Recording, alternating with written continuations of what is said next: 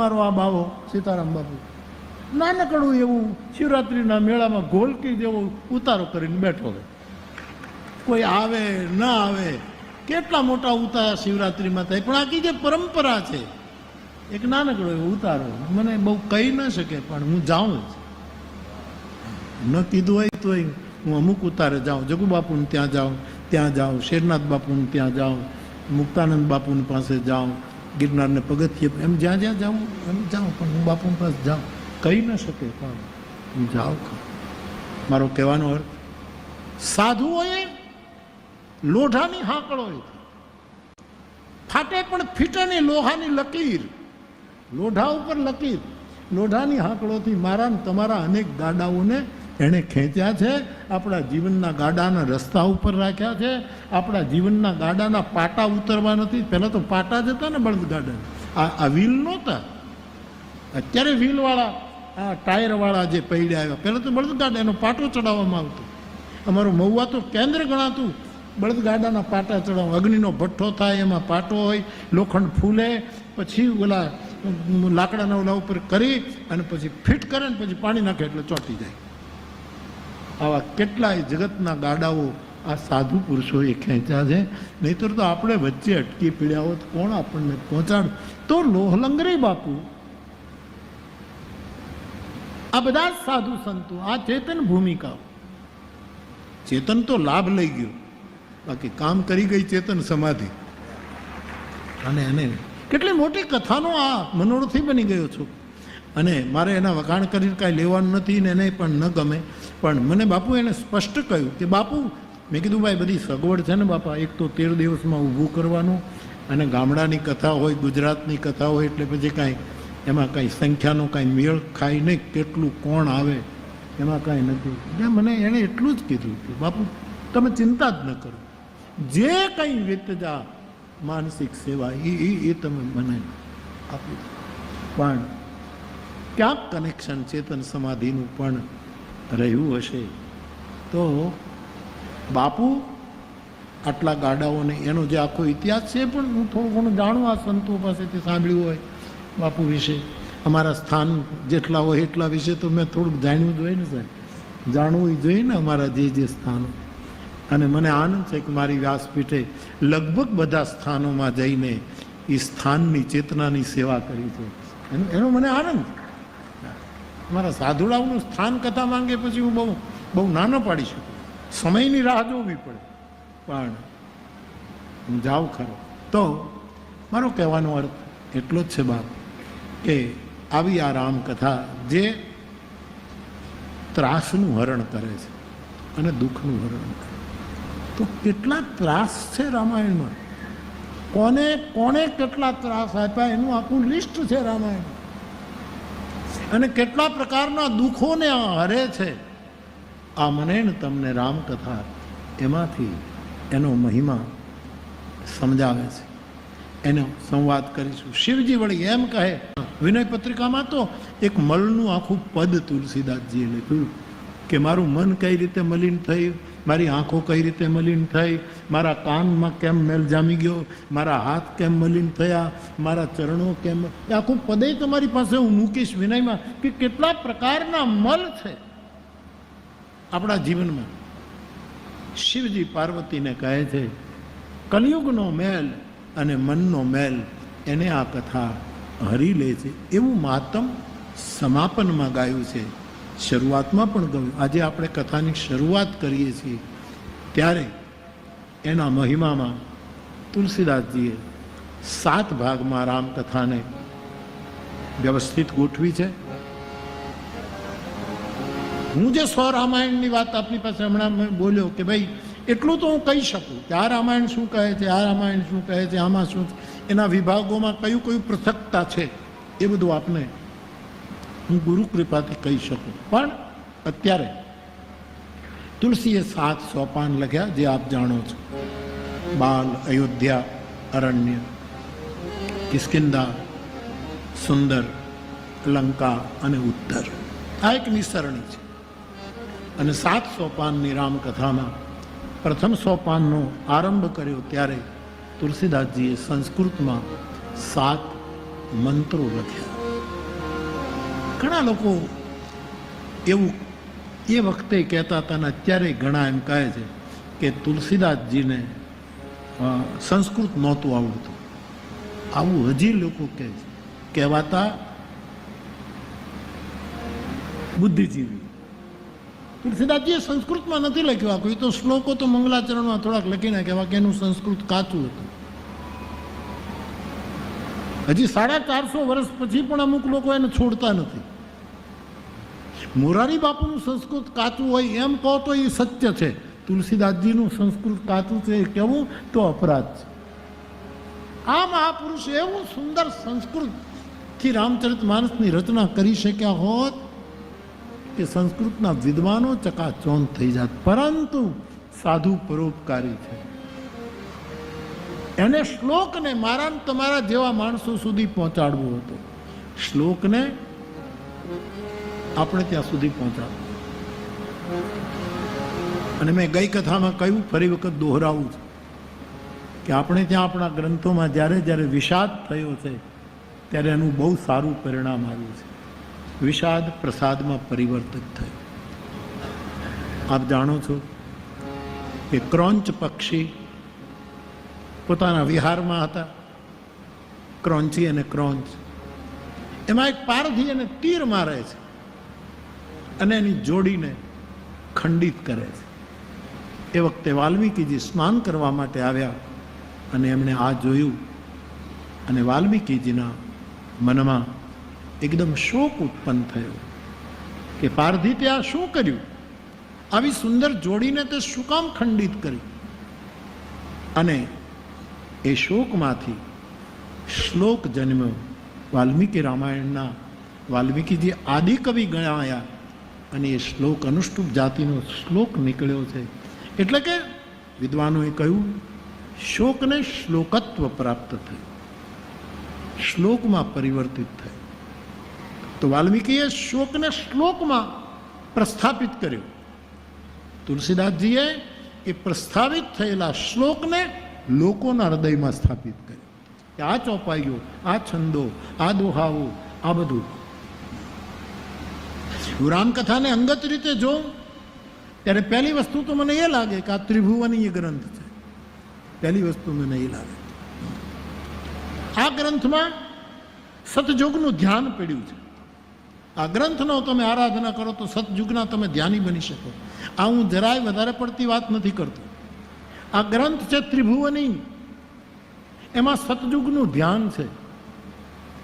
અને દુનિયામાં પ્રાણી માત્રનું જીવન દર્શન આમાં છે. જીવન આખું જીવન દર્શન આમાં રજૂ થયું છે. છંદ, સોરઠા અને દોહા એમાં પ્રભુતા ભરેલી છે. ખૂબ પ્રભુતા છે, ખૂબ એનો પ્રભાવ છે મારી દ્રષ્ટિએ.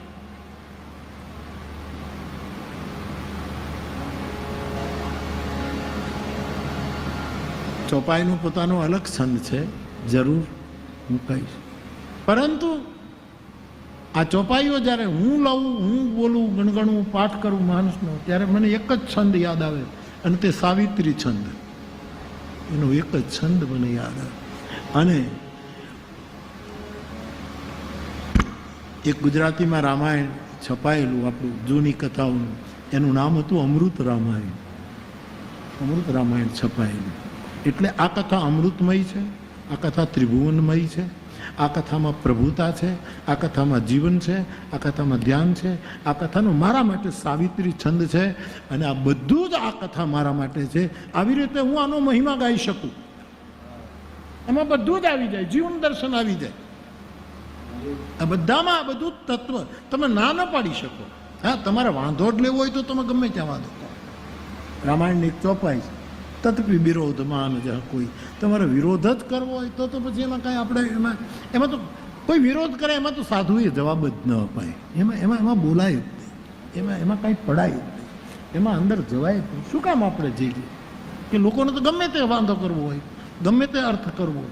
મારી દ્રષ્ટિએ મારું રામાયણ આ છે કે જેમાં અમૃત છે, જેમાં સાવિત્રી છે, જેમાં પ્રભુતા છે, જેમાં જીવન છે, જેમાં ધ્યાન છે. આ બધું જ આમાં છે, જેમાં અમૃત છે. કોણ બાકી છે? ગ્રંથના રૂપમાં મારો આખો પરિવાર છે, મારી આખી પવિત્ર પરંપરા. એ રામાયણને તુલસીદાસજીએ 7 વિભાગમાં શ્લોક સંસ્કૃત જાણતા હતા, છતાં પણ એને ચોપાઈમાં લોક બોલીમાં રામકથા ઉતારી કે છેલ્લા માણસને સુધી રામાયણ પહોંચવું છે. આજે નાના નાના બાળકો પણ મારી પાસે જ્યારે મળવા આવે ત્યારે એમ કહે, બાપુ 2 ચોપાઈઓ કહીએ. એ લોકો ચોપાઈ બોલતા, એ પ્રભુની કૃપા છે, ગ્રંથની કૃપા છે.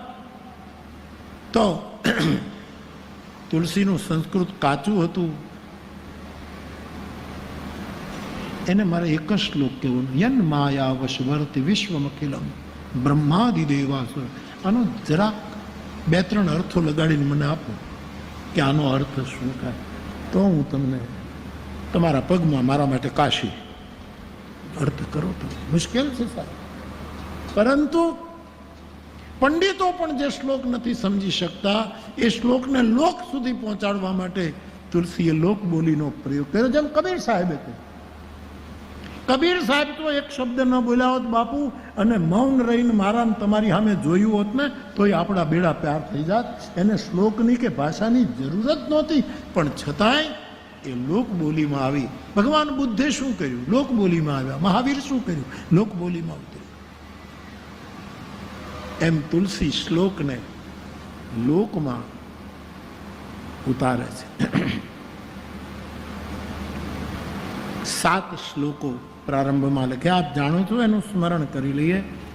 એનું 2-3 શ્લોકોનું આપણે સ્મરણ કરીએ.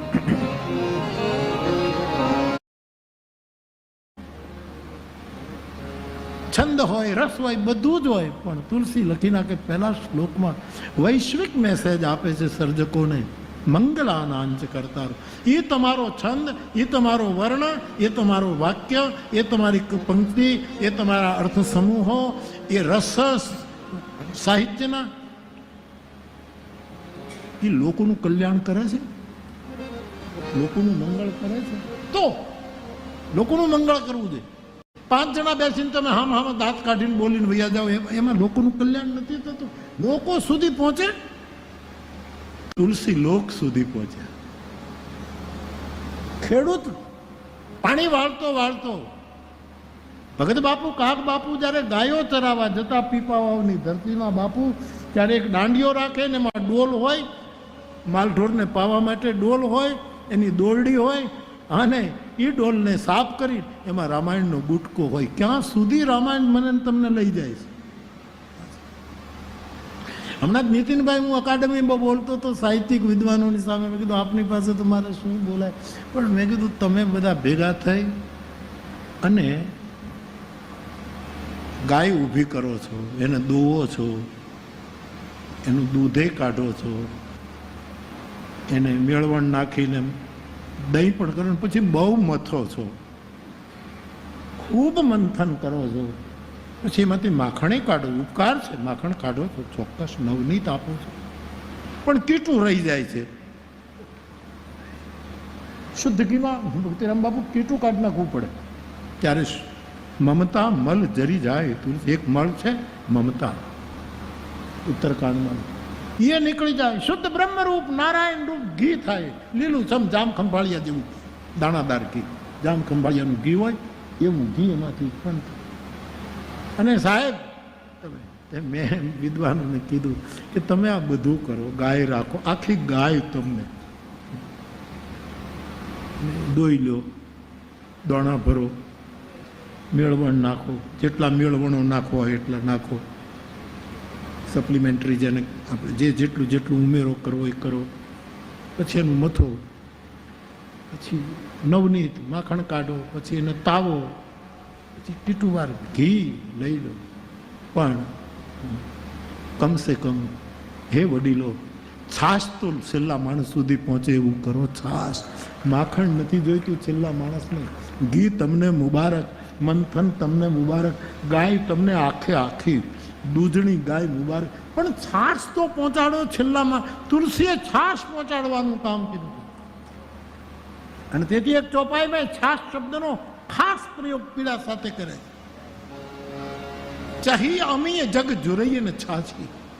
તુલસી કહે હું અમૃત માટે નીકળ્યો છું, જ્યારે જગતને છાશ માટે જોરવું પડે છે. આ તુલસીએ એવું મંથન કર્યું કે મારા ને તમારા સુધી આરોગ્યપ્રદ છાશ તો પહોંચાડી.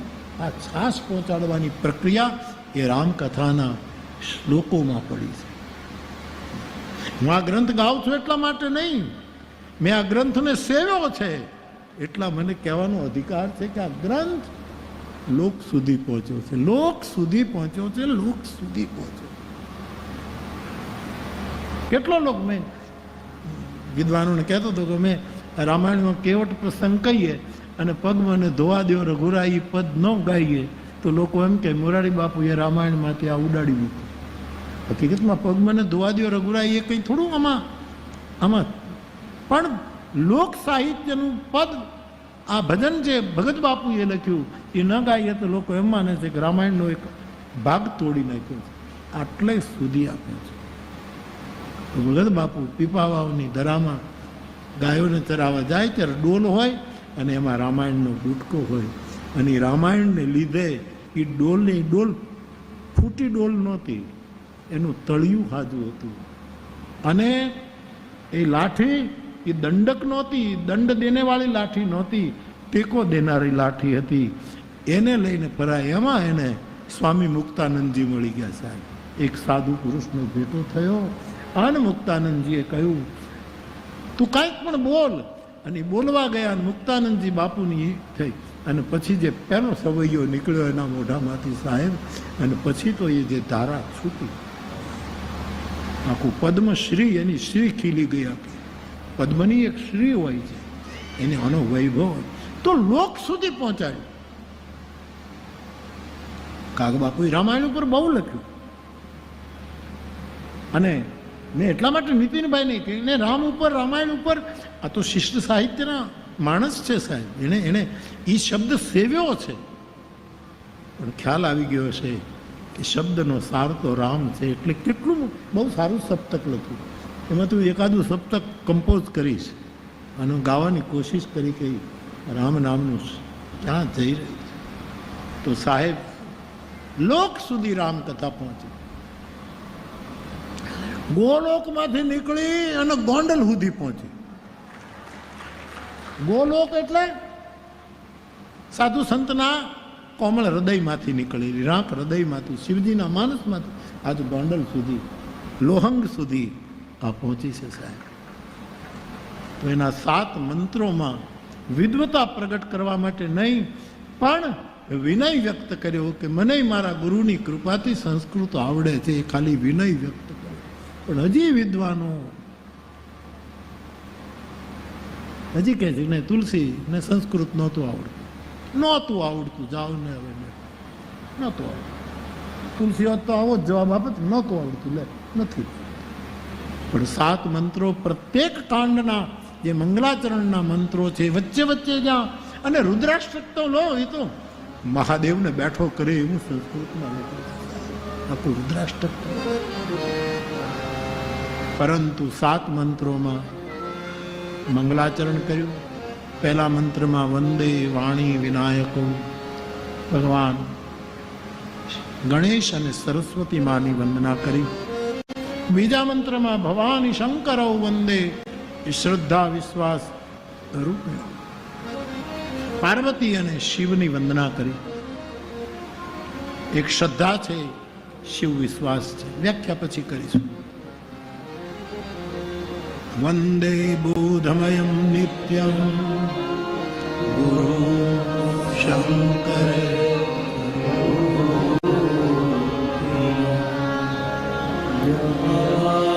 શ્રિતો વક્રો ચંદ્ર સર્વત્ર. બોધમય ગુરુ રૂપે શંકરને, ત્રિભુવન ગુરુ રૂપે શિવજીને સ્મર્યા. પછી વાલ્મીકીજીની વંદના કરી, શ્રી હનુમાનજીની વંદના કરી, જાનકીજીની વંદના કરી, રામજીની વંદના કરી. અને છેલ્લા મંત્રમાં નાના પુરાણ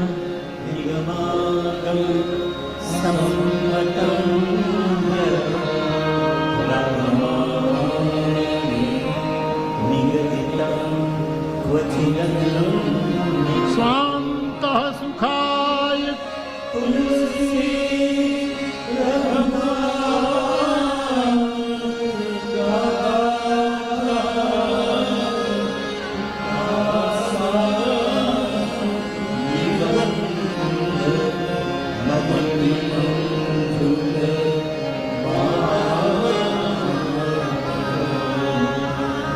તુલસીજી કહે છે આ રામચરિતમાનસમાં નાના પ્રકારના પુરાણોના વિચારો છે, વેદના વિચારો છે, આગમ ઉપનિષદોના વિચારો છે, બધું જ છે.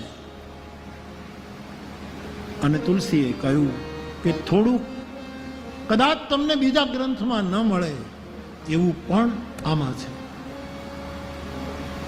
એ ગુરુ બોલતો, એ ગુરુની કૃપાથી સાંભળેલું. કોઈની પાસે બેસીને કોઈના ચરણ સેવીને શાસ્ત્રમાં પણ ન હોય શાસ્ત્રેતર એવી વસ્તુ આપણને લાધી જાય કોઈની શરણમાં બેસીને, એવું પણ તુલસી કયામાં છે. અને એ મારા માટે છે, તમારા ઉપર લાદવા માટે નહીં. સ્વાંત સુખાય તુલસી રઘુનાથ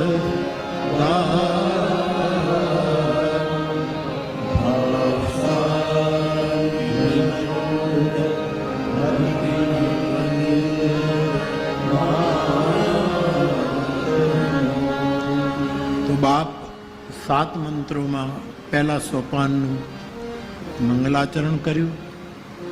4 વંદના ઉપર, 4 વંદના નીચે, વચ્ચે ગુરુની વંદના કરી અને ગુરુનું મહત્વ સમજાયું. પહેલી 2 વંદના ગણેશ અને સરસ્વતી, બીજી 2 વંદના ઉપરની શિવ અને પાર્વતી, પછી પાછળ 4 વાલ્મીકી અને હનુમાનજી અને સીતા અને ભગવાન રામ. 4 ઉપર 4 નીચે, વચ્ચે ગુરુને હંમેશા કેન્દ્રમાં રાખજો. ગુરુ કેન્દ્રમાં જ આપણું કેન્દ્ર, આપણો ગુરુ, આપણો સદગુરુ, આપણો બુદ્ધ પુરુષ, એ આપણું કેન્દ્ર. દેવતાઓ બધા ઉપર નીચે ભલે હોય પણ કેન્દ્રમાં તો મારો ગુરુ જ હોય, મારો પરમાત્મા.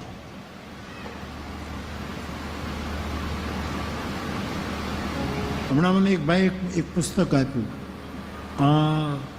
40 રૂલ્સ ઓફ લવ, પ્રેમના 40 સિદ્ધાંતો, એવું પુસ્તક ભાષાંતર છે અંગ્રેજીમાં, ભાષાંતર વાળું મને આપ્યું અને મેં હાથમાં લીધું. એમાં મેં લખ્યું છે કે 40 રૂલ્સ, 40 સિદ્ધાંત, 40 નિયમ પ્રેમના. મને તરત જ વિચાર આવ્યો કે પ્રેમને કોઈ સિદ્ધાંત હોય? પ્રેમને સિદ્ધાંત, ગુરુ સિદ્ધાંત નથી શીખવતો સાહેબ. ગુરુ પોતાના આશ્રયની પાસે કોઈ કાયદા નથી કહેતો, કોઈ નિયમો નથી બનતા કે આટલા નિયમ, આટલા નહીં, કોઈ કાયદો નહીં. ગુરુ તો એ છે તમામ કાયદા, તમામ સિદ્ધાંતોમાંથી બહાર કાઢી અને સ્વભાવમાં મૂકી દે. એ આપણો ગુરુ છે. સહજતા શીખવે એ આપણો ગુરુ. બાકી તમે શબ્દોની ક્રીડા કરો ને સિદ્ધાંતમાં જાઓ તો પ્રત્યેક શબ્દનો એક દેવતા હોય છે. જો વેદમાં જઈએ તો કોઈ પણ શબ્દ લો એનો એક દેવતા હોય, એનો એક ઋષિ હોય. ઇવન એવા શબ્દો ભેગા કરો તો એક છંદ હોય. આ તો વેદનું બંધારણ છે. દેવ હોય, છંદ હોય, એનો ઋષિ હોય. 2 દિવસ પહેલા જ હું ઋગ્વેદના દર્શન કરતો હતો પરમ દિવસે, તો ઋગ્વેદમાં એમ લખ્યું છે કે વેદકાળની અંદર 4 વર્ણો નહોતા, 5 હતા. 5 વર્ણ. અને આપણે ગીતા વાંચીએ છીએ તો એમાં એમ લખ્યું છે કે ચાતુર્વર્ણની વ્યવસ્થા ભગવાન કૃષ્ણએ ગુણ કર્મનો વિભાગ કરીને કરી છે. મયા સૃષ્ટિ, કૃષ્ણ કહે છે મારા બનાવેલા 4 વર્ણ. આવા ભેદની વાત નથી, વ્યવસ્થાને સમજજો, જુદી અર્થમાં નહીં. ઋગ્વેદ ખાસ કરીને કહું છું, મેં દર્શન કર્યા પછી કહી રહ્યો છું, એમાં 5 વર્ણો બતાવ્યા. મને રસ પડ્યો કે આપણે ત્યાં વ્યવસ્થા રૂપે બ્રાહ્મણત્વ, ક્ષત્રિયત્વ, વૈશ્યત્વ અને દાસત્વ, એ ચારેય આમ કાંઈ ઉપરથી નીચે નથી, કોઈ ઉપરને આમ એક લીટીમાં છે, એક જ એક છે. અહીંથી શરૂ કરો તો બ્રાહ્મણ પહેલા, અહીંથી શરૂ કરો તો સાધુ પહેલું, દાસ એટલે સાધુ બાપુ. અહીંથી કરો, આ બાજુથી વાંચો તો બ્રાહ્મણ પહેલું, અને પાછળથી વાંચો તો સાધુ પહેલું. એમાં કાંઈ કોઈ ઊંચું નીચું છે જ નહીં. આ લીમડી ગામે ગાડી મળી, આપણે નાના હતા ત્યારે લીમડી ગામે ગાડી મળી, આમથી વાંચો તો લીમડી ગામે ગાડી મળી, લીમડી ગામે ગાડી મળી. આમાં આ બાજુથી લોકો આજે એ તમારા સ્વભાવ પ્રમાણે ને તમારી ખાનદાની પ્રમાણે તમે લઈ શકો કે આમાં પહેલું કોણ ને છેલ્લું શું. બાકી એમાં બધું હરખું જ છે, એમાં કાંઈ ફેર છે. તો બાપ પાંચમો વર્ણ વેદોએ કહ્યું વ્યવસ્થાના રૂપ. આ ચાર વર્ણ તો રાખ્યા જ, પણ પાંચમો જે વર્ણ કે એનું નામ છે નિષાદ. નિષાદ પાંચમો વર્ણ વેદમાં, અને એ પણ પાછું ઋગ્વેદમાં. ત્યારે વધારે જ્ઞાન ખેંચાય. વાતો કરતા મેં કીધું આ મને પૂછ્યું કે આ નિષાદ પાંચ એનું શું કરવું. મેં કીધું એવું લાગે છે ભાઈ, એ તો કોઈક વિદ્વાનો આચાર્યો જ નક્કી કરે, આપણું આમાં ગજું નહીં. આપણે તો છાશના માણસો છીએ. થોડુંક જીરું નાખી, થોડુંક નમક નાખી અને છાશ પી જઈએ સાહેબ. કબીર સાહેબ તો ક્યાંથી ક્યાંથી છાશ લાવે છે તમે વિચાર કરો સાહેબ. હા, કઈ ગાયને દોવે છે મારો કબીરો. હા હા હા, ક્યાંથી છાશ લાવી. અને આ મહાપુરુષોએ જે સર્વ સુલભ હોય એવા તત્વો મને તમને બતાવ્યા છે. એ જો અઘરું બોલવા ગયા હોત તો વિદ્વાનોને ગાંડા કરી મૂક્યા હોત. હાંકળું એ બાંધવા પીડ્યા હોત ડાયા માણસોને, કહેવાતા ડાયાઓને હાંકળું એ બાંધવા પડે. હા, અને પછી કોઈ લોહ લંગરી જેવો આવે એ એને ખેંચીને બહાર કાઢે. બાકી નીકળત નહીં, ખાડામાં ગયા પછી ક્યાંથી છાશ. તો મારો કહેવાનો મતલબ એટલો જ છે.